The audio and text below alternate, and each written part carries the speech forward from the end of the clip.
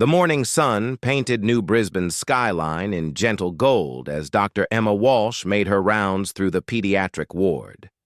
Children's laughter echoed from the playroom where young patients worked on colorful drawings. Some depicted spaceships, exploring distant stars, others showed families reunited on green worlds. The innocence in their artwork made Emma smile despite the weight of treating their various ailments. 8-year-old Tommy Chen pressed his face against the large window overlooking the colony's central plaza. His treatment for bone cancer had left him weak, but his eyes still sparkled with curiosity about the world beyond the medical center. Next to him, 5-year-old Maria Santos clutched her stuffed elephant while waiting for her daily respiratory therapy. The children had formed their own little community within the hospital walls, supporting each other through difficult treatments with the natural resilience only children possessed. The New Brisbane Children's Medical Center stood as a beacon of hope on the frontier colony. Its white walls and cheerful murals had welcomed young patients from across 12 different worlds. The facility specialized in treating rare diseases that seemed to affect children living on newly terraformed planets. Dr. Walsh had dedicated her career to understanding these conditions, and her research had saved thousands of young lives throughout human space. 3 levels below the pediatric ward, the emergency department buzzed with controlled activity. Nurse Robert Kim coordinated the arrival of patients from a mining accident on the outer continent. The hospital's trauma team had earned respect throughout the sector for their ability to handle complex cases. Medical ships regularly brought critical patients from neighboring systems, knowing that New Brisbane offered the most advanced pediatric care available. The morning routine continued peacefully until the first sensor alarms began sounding across the colony. Air traffic control detected multiple ships dropping out of hyperspace at the system's edge. The vessels bore the distinctive angular design of the hegemony fleet, their dark hulls bristling with weapon arrays. Colony Administrator David Park initiated standard first contact protocols, broadcasting peaceful greetings and requesting the visitors state their intentions. The response came not in words but in action. Hegemony warships accelerated toward New Brisbane with clear hostile intent. Their targeting systems locked onto the colony's infrastructure with military precision. Colony defense forces scrambled their small fleet of patrol ships, but everyone knew they stood no chance against the massive alien vessels approaching their world. In the hospital's emergency command center, Dr. Walsh received the evacuation order with growing dread. Moving critically ill, children posed enormous risks, especially those connected to life support systems. Some patients were too fragile to survive transport to the underground shelters. The medical staff faced an impossible choice between following evacuation protocols and abandoning their most vulnerable patients. Tommy Chen watched from his window as the first hegemony ships entered the atmosphere. Their hulls glowed with heat as they descended through the sky like falling stars. Other children gathered at the windows, some frightened by the sight, while others remained fascinated by the alien technology.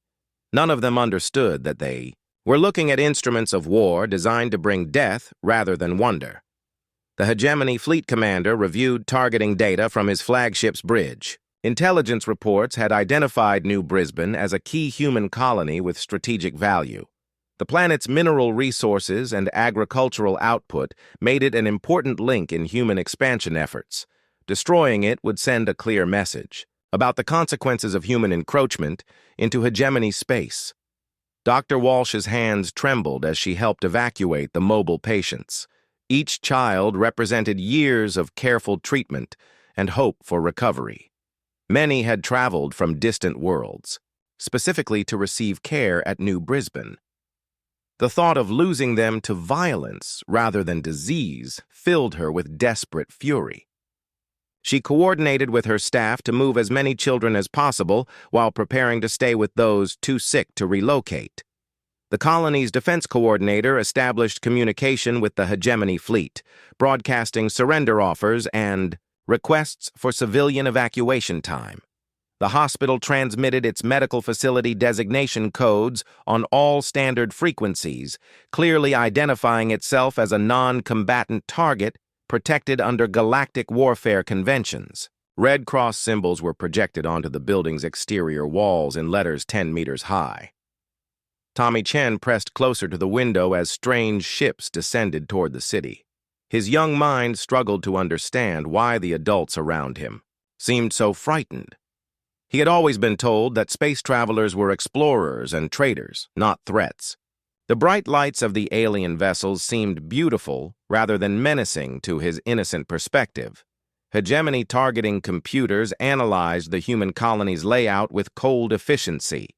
Population centers, power stations, communication hubs, and transportation networks were categorized by strategic importance. The hospital appeared on their screens as a large structure filled with heat signatures indicating high human activity. To their military algorithms, it represented an ideal target for maximizing casualties and psychological impact. Dr. Walsh made her final rounds through the pediatric ward as evacuation efforts continued around her. 23 children remained, too critical to move safely. She and a volunteer team of nurses had chosen to stay with them, transforming the hospital into their final sanctuary. They activated the building's emergency shields and prepared to wait out the attack while providing comfort to their young patients. The first hegemony plasma bolts struck the colony's outer districts without warning. Buildings vaporized in flashes of superheated energy as the alien fleet began their systematic destruction of human infrastructure. Military targets disappeared first, followed by industrial facilities and transportation hubs. The attack demonstrated the technological superiority that had allowed the hegemony to dominate their region of space for centuries. Tommy Chen saw the flash before he heard the sound.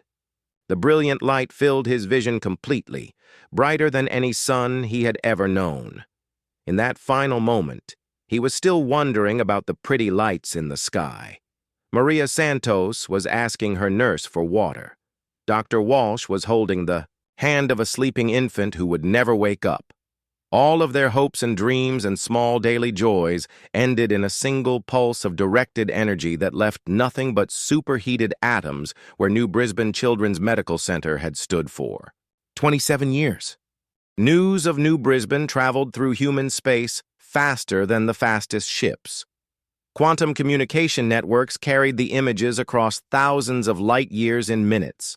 Every human colony, every space station, every research outpost received the same horrifying footage. The crater where the children's hospital had stood was perfectly circular. Its edges fused into black glass by temperatures that exceeded the surface of most stars.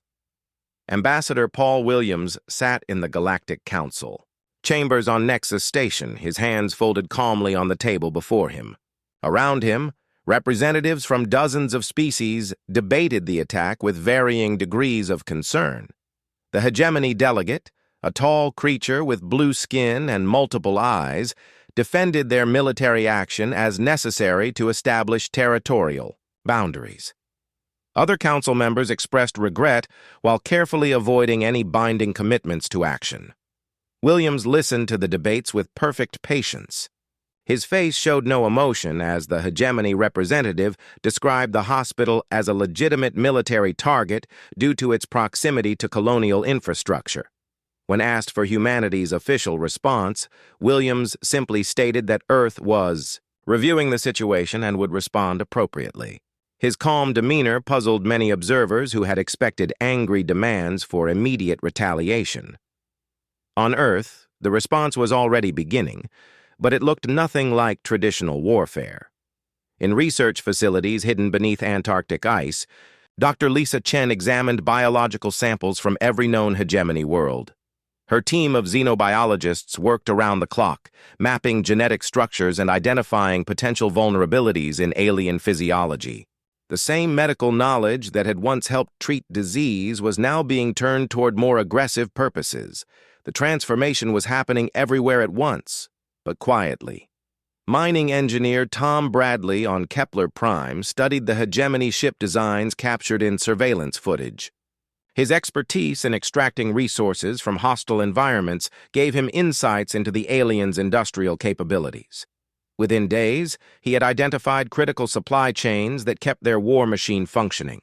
The same precision that allowed humans to strip entire asteroids clean would soon be applied to dismantling enemy logistics. Admiral Susan Torres coordinated the most subtle military mobilization in human history from her office in the Pacific Defense Complex. No massive fleet movements drew attention. No dramatic speeches rallied the population for war. Instead, individual ship captains received quiet orders to modify their vessels in specific ways. Cargo haulers were retrofitted with military-grade shields. Passenger liners gained enhanced communication arrays. Even civilian research ships received mysterious equipment upgrades. The silence was what made other species nervous. Throughout human space, diplomatic communications continued normally. Trade agreements were honored precisely. Cultural exchanges proceeded on schedule. Yet something had fundamentally changed in the way humans interacted with the galaxy. Their ambassadors smiled just as warmly, but their eyes held a different quality of attention when aliens spoke about territorial disputes or military actions. Dr. Patricia Lamb worked in the orbital research stations above Jupiter. Her team focused on adapting every piece of civilian technology for potential military applications. Medical scanners that could detect tumors became tools for identifying weakness in alien anatomy. Agricultural systems designed to feed colonies were modified to produce chemical compounds with very different properties. The boundary between peaceful research and weapons development had quietly disappeared. Commander Mike Davis visited mining colonies throughout the Outer Rim, officially conducting routine inspections of industrial facilities. In reality, he was coordinating with local engineers and workers who had volunteered for a very different kind of service. The massive machines that carved up asteroids and processed raw materials could be repurposed for tasks that required similar levels of precision and power. Civilian expertise in handling dangerous materials proved surprisingly relevant to military planning. The psychological impact was beginning to show among alien populations. Hegemony colonies reported that human traders had become more polite, more efficient, and somehow more unsettling. The same merchants, who had previously engaged in friendly conversation, now conducted business with professional courtesy and immediate departure. They completed transactions quickly and left without the usual social interaction that had characterized human commerce. Intelligence agencies across known space struggled to understand the human response.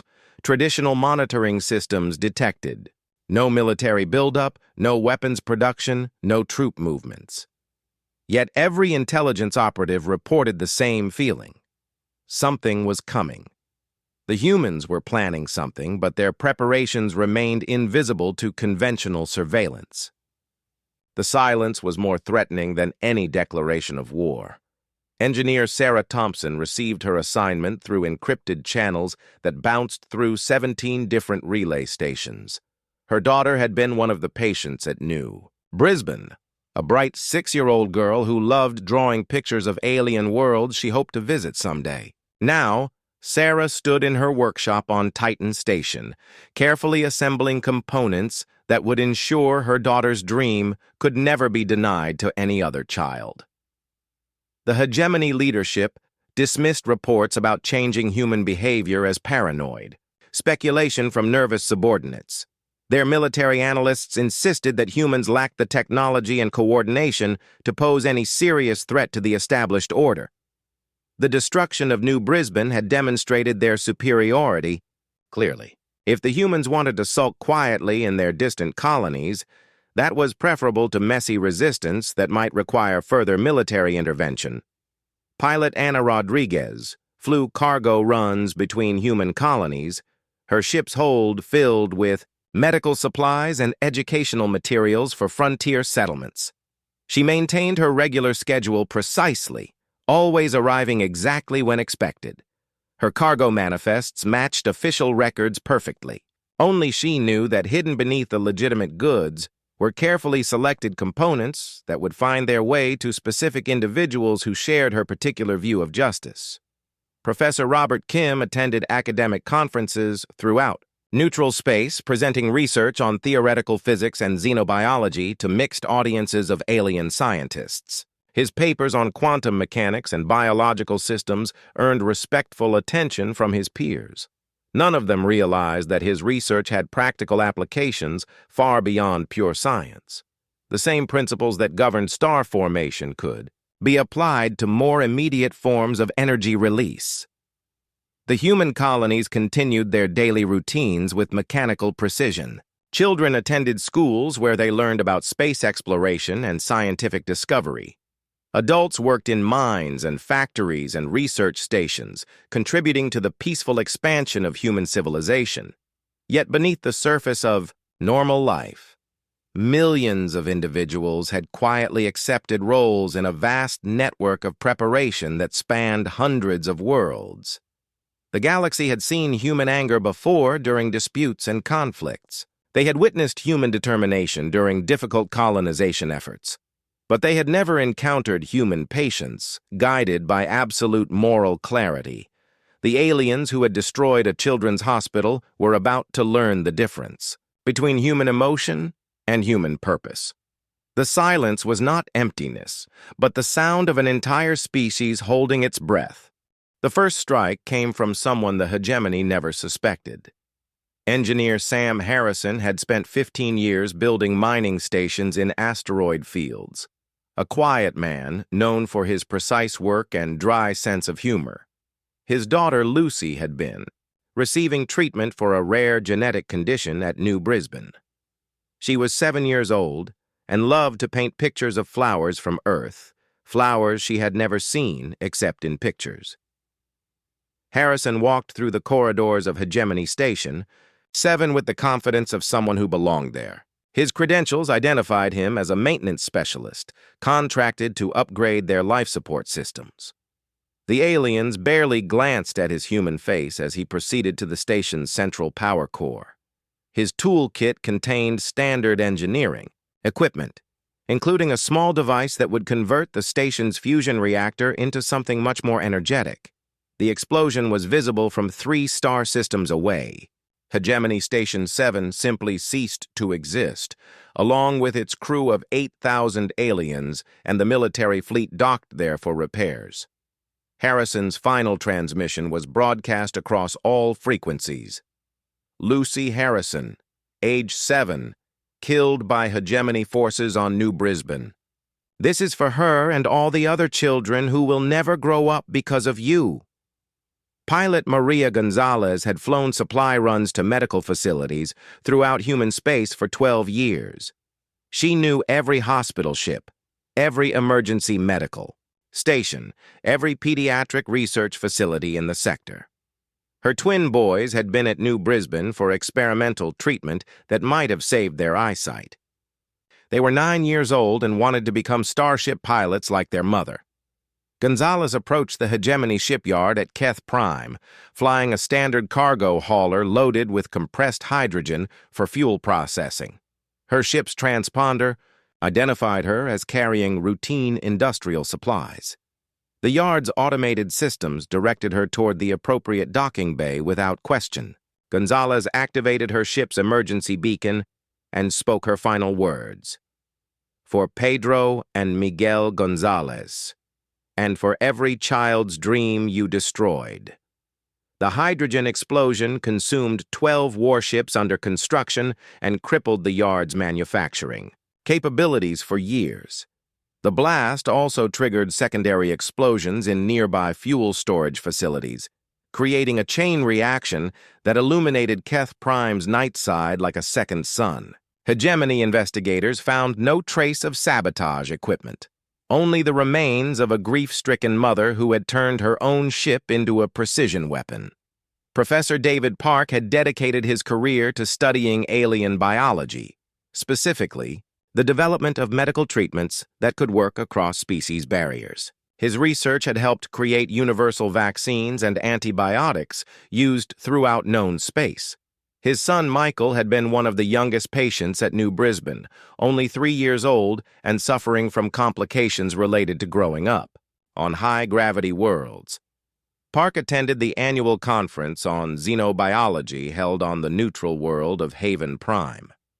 Representatives from dozens of species gathered to share research on interspecies medicine and biological compatibility. Park presented his latest work on targeted therapeutic compounds, demonstrating how specific genetic markers could be used to deliver precise medical treatments. His presentation was well received by the mixed audience of alien scientists. Story. Biological agent Park released during the conference was invisible, odorless, and completely undetectable by standard security measures. It spread through the ventilation system over several days, ensuring maximum distribution among the hegemony delegates before symptoms appeared. The compound had been designed specifically to target hegemony nervous systems, causing rapid paralysis, followed by respiratory failure. Only hegemony physiology was affected. Other species remained completely unharmed. 17 hegemony scientists died over the following week, including their leading military biotechnology researchers. Park's suicide note explained the precise molecular structure of the weapon and how it had been derived from his medical research. For Michael Park, who wanted to help people feel better, and for all the children whose futures you stole. This is what human medicine looks like when it stops trying to heal. The pattern continued across hegemony space as individual humans struck with surgical precision. Teacher Ruth Chen poisoned the water supply of a military training facility where hegemony officers learned to target civilian populations. Mechanic James Wright sabotaged the environmental systems on a troop ship, causing life support failures that killed 3,000 soldiers. Dr. Helen Davis released a modified virus in the hegemony capital's government district, targeting only the specific genetic markers of the leadership caste. Each attack was carried out by a single human acting alone, using intimate knowledge of systems they had helped design or maintain. The weapons were improvised from civilian technology and scientific research, making them impossible to detect in advance. Security measures designed to prevent military assault proved useless against individuals who were already trusted to work within critical infrastructure. The hegemony leadership struggled to comprehend the nature of this threat. Traditional military thinking focused on fleets and armies, organized resistance that could be detected and countered. But humans were not fighting as soldiers. They were acting as individuals driven by personal loss, each one a precision weapon guided by technical expertise and absolute commitment to their cause. Farmer Alex Thompson had supplied fresh food to pediatric wards throughout the sector, including New Brisbane. His daughter Emma had been undergoing experimental surgery to correct a birth defect. She was 5 years old and loved to help her father tend the hydroponic gardens on their station. Thompson infiltrated the hegemony's primary food production facility by posing as an agricultural consultant hired to improve their crop yields. The contamination Thompson introduced was subtle but devastating. Modified bacteria that appeared beneficial actually produced toxins specifically harmful to hegemony physiology. The effects took weeks to manifest, allowing the contaminated food to spread throughout their supply network. Entire military units became ill simultaneously, crippling their operational capacity across multiple systems.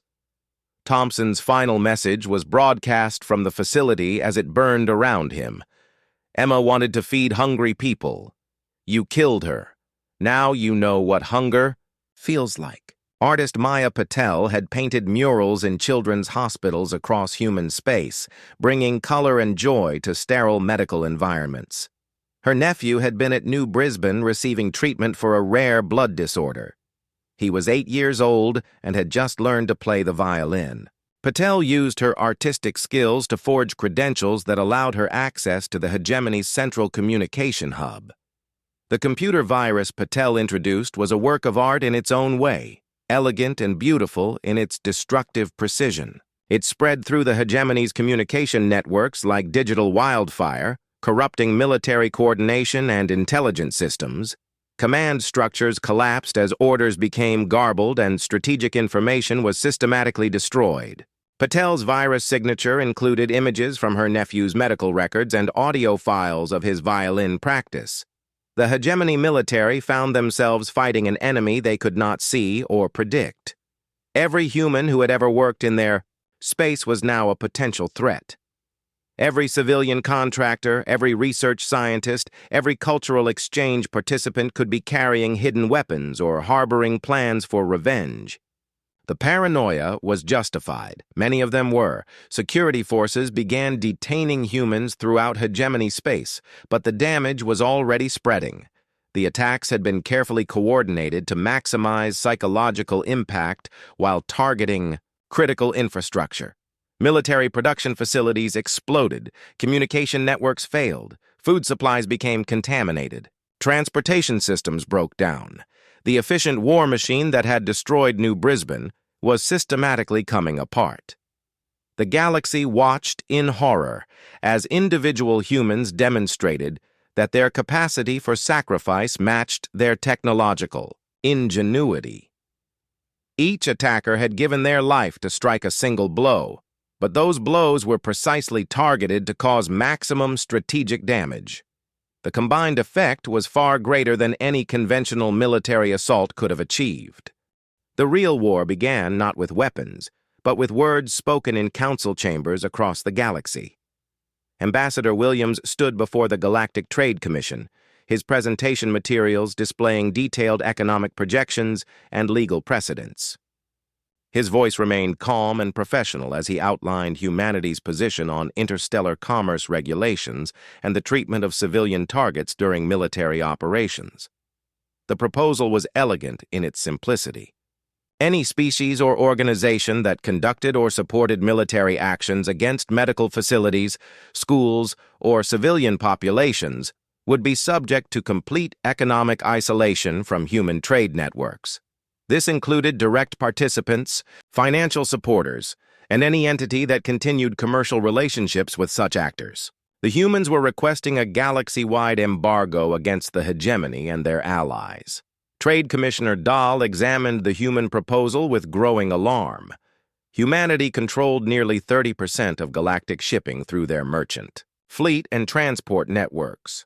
Their agricultural colonies supplied food to 17 different species. Human manufacturers produced essential technologies that other civilizations had come to depend on. An economic blockade backed by such resources would be devastating to any target. The hegemony delegate attempted to dismiss the human proposal as an empty threat. His species had built their empire through military conquest, not economic cooperation. They possessed the strength to take whatever resources they needed from weaker civilizations. The idea that merchant ships and trade agreements could threaten their dominance seemed absurd to military minds that thought only in terms of physical force. Williams smiled politely as he activated his next set of displays. Shipping routes throughout known space appeared as glowing lines connecting thousands of worlds. Human-controlled pathways formed the backbone of galactic commerce, linking distant civilizations in networks of mutual dependence. The presentation showed what would happen if those connections were severed. Entire sectors would be isolated.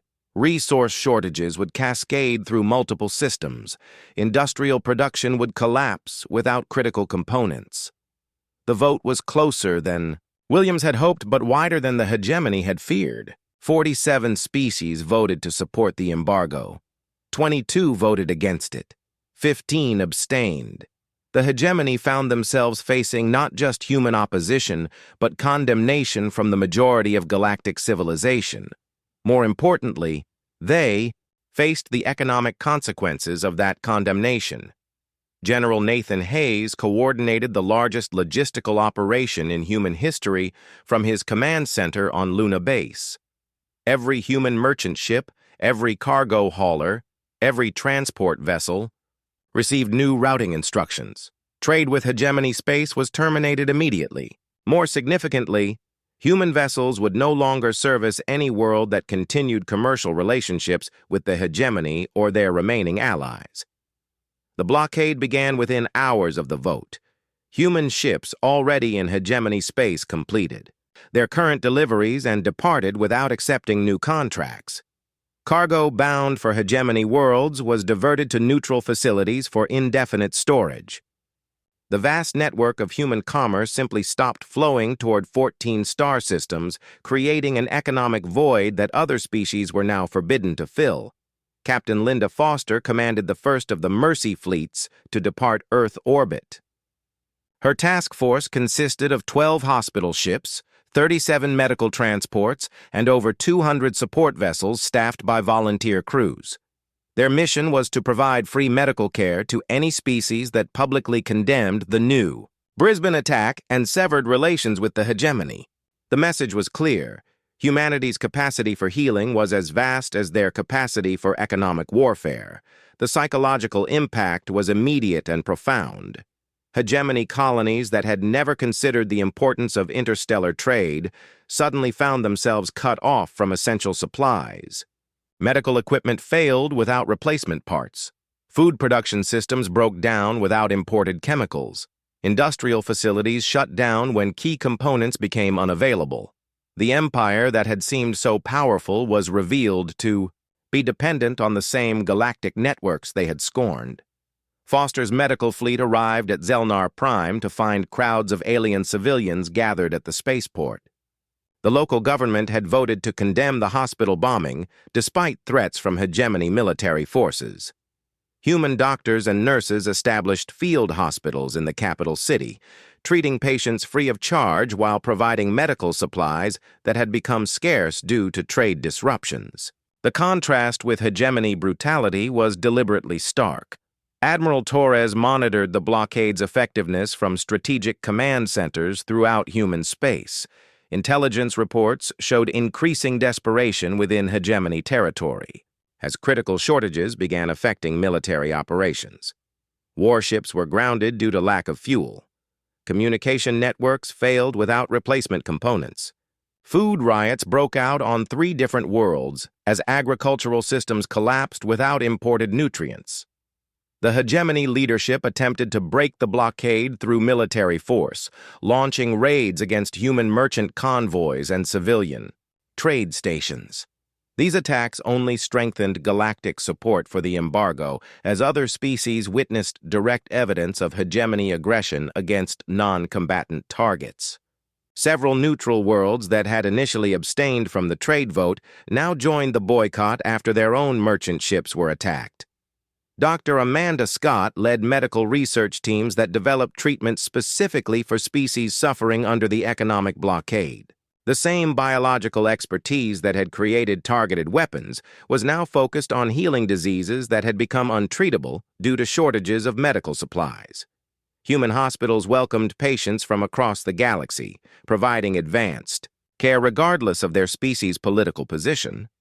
The blockade created unexpected opportunities for smaller civilizations to assert their independence. Worlds that had been forced into subservience by hegemony military power found themselves courted by human merchants offering favorable trade agreements. Economic partnerships that had been impossible under hegemony domination suddenly became viable alternatives. The balance of power was shifting away from military conquest toward voluntary cooperation. Captain Ross Martinez commanded cargo fleets that delivered humanitarian supplies to refugee populations fleeing hegemony space. Many of these were former subject species who had suffered under alien rule for generations. Human aid workers established camps and processing facilities, helping these populations resettle on friendly worlds. The refugees carried stories of hegemony oppression that further eroded any remaining sympathy for the regime. The economic siege was strangling the hegemony more effectively than any military campaign could have achieved. Their empire had been built on the assumption that superior firepower could compel obedience from weaker species. They had never developed the diplomatic and commercial relationships necessary to survive in an interconnected galaxy. When those Connections were severed. Their civilization began to collapse from within. Trade Minister Val examined reports from across hegemony space with growing despair. Industrial output had fallen by 60%. Agricultural production was failing due to equipment breakdowns. Military recruitment had dropped as young hegemony citizens questioned the wisdom of a leadership that had brought such suffering to their worlds. The empire was coming apart not through external conquest, but through internal dissolution. The final phase of the embargo targeted individual hegemony leaders and their families. Human intelligence networks identified the personal assets, business interests, and safe haven accounts that the alien elite maintained throughout neutral space. These resources were systematically frozen or seized through legal actions in courts that had previously ignored such financial crimes. The rulers who had ordered the destruction of a children's hospital found themselves reduced to refugees in their own empire. The first request for humanitarian aid came from Hegemony Prime itself, transmitted through neutral diplomatic channels with the desperate formality of a drowning civilization. Director Rachel Walsh read the message in her office overlooking the construction site where New Brisbane's Memorial Hospital was rising from the ashes of the old colony. The irony was not lost on her that the same species who had murdered children were now begging for medicine to save their own young. The Hegemony's plea detailed the cascade of failures that had brought their empire to its knees. Medical systems were failing without replacement parts. Children were dying from diseases that had been easily treatable before the embargo. Food production had collapsed as agricultural equipment broke down. The proud military machine that had once terrorized neighboring systems was reduced to scavenging spare parts from derelict ships. Walsh's response was swift and decisive. Human medical fleets would provide aid to any hegemony world that met three conditions: complete disarmament of military forces, cooperation with war crimes investigations, and establishment of democratic governments elected by their populations. The aid would be free, comprehensive, and available immediately upon compliance. The choice was theirs to make. Dr. Kevin Park led the first medical mission to hegemony space since the New Brisbane attack. His team arrived at Keth Prime to find a world in chaos. The shipyard that had once produced instruments of war was silent and dark. Alien children wandered the streets in search of food, while their parents struggled to maintain basic services without the imported technology their civilization depended on. Park established field hospitals in the planet's major cities, staffed by human doctors and nurses who had volunteered to serve despite the risks. Many of these medical professionals had lost colleagues at New Brisbane, but they followed the fundamental principle that healing transcended politics. They treated hegemony children with the same care they would have provided to human patients, demonstrating through action the values that their species fought to protect. The transformation was not limited to emergency aid. Human engineers arrived to repair water treatment facilities, power stations, and communication networks. Agricultural specialists introduced new farming techniques that could function without imported chemicals. Teachers established schools, where young hegemony citizens learned about democracy, individual rights, and peaceful conflict resolution. The invasion was complete, but it was an invasion of compassion rather than conquest. Judge Patricia Martinez presided over the War Crimes Tribunal that convened on the neutral world of Haven Prime. The court included magistrates from 17 different species, ensuring that justice would be administered by the galactic community rather than human vengeance alone. The proceedings were broadcast throughout known space, establishing legal precedents for protecting civilian populations during military conflicts. The former hegemony leadership faced charges of genocide, terrorism, and crimes against sentient beings. The evidence was overwhelming, including their own military records documenting the deliberate targeting of medical facilities.